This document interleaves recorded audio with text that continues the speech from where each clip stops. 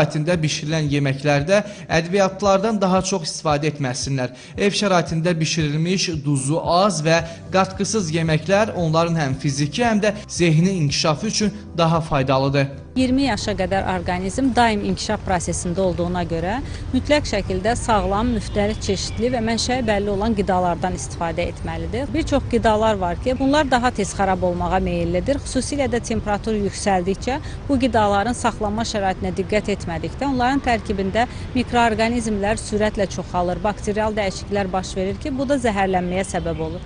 Ona görə yaxşı olar ki, xüsusilə yay aylarında qidanı alarkən mənşəyinə diqqət etmək lazımdır. Eləcə də marketdən və yaxud da müxtəlif satış yerlərindən məhsulu alarkən həmin məhsulun saxlama şəraitinə uyğun şəkildə saxlandığına diqqət etmək lazımdır. Yay aylarında azyaşlıların ən sevdiyi dondurmalar belə bir çox fəsadlara yol açır. İlk növbədə uşaqlarda bağırsaq infeksiyaların yaranmasına səbəb ola bilir. Ümumiyyətlə, isti havalarda balacaların qida rasionunda şirniyyatların və qazlı içkilərin çıxarılması tövsiyə olunur. Bol maye və mövsümi meyvə-tərəvəzlər isə balacaların gündəlik qida rasionunun əsasını təşkil etməlidir. Asef Zeynallı, Vüsal Arif, Soyemir Tağıyev, Telesəhər.